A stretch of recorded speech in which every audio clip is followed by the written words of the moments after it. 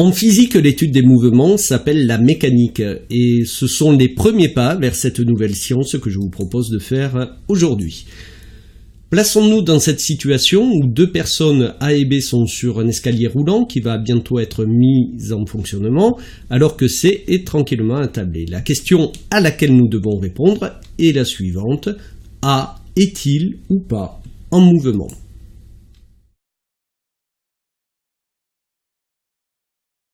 La réponse à cette question n'est pas aussi simple. En effet, tout dépend qui regarde A. Si c'est la personne C, il peut dire « Oui, A est en mouvement car il la voit bouger, elle se rapproche de lui. » Par contre, par rapport à B, A n'est pas en mouvement. En effet, la distance et même la position de A par rapport à B n'est pas modifiée. Donc, par rapport à B, A est immobile. C'est la raison pour laquelle, en physique, dès que l'on va étudier le mouvement des objets, il va falloir au préalable définir ce que l'on appelle le référentiel. Le référentiel n'est rien d'autre que l'objet par rapport auquel on décrit un mouvement. Prenons un deuxième exemple, un cycliste qui fait sa petite promenade dominicale. Si jamais il regarde la valve de la roue, il va voir que celle-ci décrit des cercles. Par contre, plaçons-nous maintenant non plus dans le référentiel du cycliste, c'est-à-dire ce qu'il voit, mais dans le référentiel terrestre. Alors, qu'est-ce que le référentiel terrestre ? C'est le référentiel lié à la Terre, comme son nom l'indique, mais également tous les objets qui sont liés à la Terre, tels qu'une route, une colline, un arbre, une maison, constituent également le référentiel terrestre. Donc, observons le mouvement de la valve de la roue. Nous voyons que celle-ci ne décrit pas un cercle, mais elle possède une trajectoire qui est plus complexe, qui s'appelle une cycloïde. Donc on peut dire que la nature du mouvement dépend également du référentiel que l'on va choisir. Par exemple, si on étudie le mouvement des planètes autour du Soleil, il va falloir se placer dans le référentiel héliocentrique. Alors ce référentiel a pour origine le centre du Soleil, ainsi que des directions, 3 directions qui sont données par des étoiles très lointaines. Et dans ce référentiel, le référentiel héliocentrique, on peut s'apercevoir que le mouvement des planètes telles que Mercure, Vénus, la Terre, Mars ou Jupiter est pratiquement circulaire. On notera toutefois que le mouvement de la Lune, ici, dans le référentiel héliocentrique, est relativement plus complexe.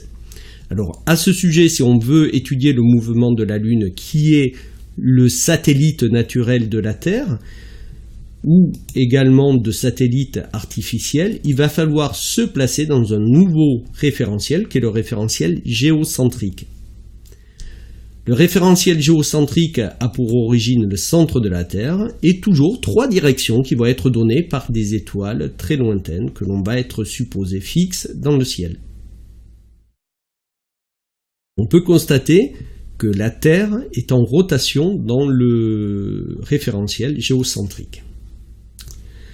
Cette vidéo propose en quelque sorte le résumé des 3 référentiels dont nous venons de parler. En bleu, on voit le référentiel lié à la Terre, donc c'est le référentiel terrestre. En rouge, le référentiel géocentrique, et en orange, ici, le référentiel héliocentrique. Dès qu'un objet est en mouvement, il se déplace. On peut donc calculer sa vitesse. La vitesse va être calculée grâce à cette formule. V est égal à D sur delta T, où D représente la distance parcourue et delta T le temps que met l'objet pour parcourir cette distance. Dans le système international d'unités, il faudra exprimer la distance en mètres, la durée en secondes, ce qui va donner une vitesse en mètres par seconde que l'on peut noter comme ceci ou comme cela. À noter qu'il existe plein d'autres unités de vitesse telles que le kilomètre par heure. Voyons quelques mouvements particuliers. Si jamais un objet décrit des cercles, c'est-à-dire que sa trajectoire constitue des cercles, on parlera de mouvement circulaire. Si jamais cet objet décrit une courbe quelconque, on parlera de mouvement curviligne. Si, au contraire, la trajectoire est une droite, le mouvement sera rectiligne. Alors, parmi tous les mouvements qui existent, il en existe un que vous devez absolument connaître, c'est celui-ci, c'est-à-dire un objet qui a un mouvement rectiligne et qui se déplace à vitesse constante. On dit qu'il s'agit d'un mouvement rectiligne uniforme.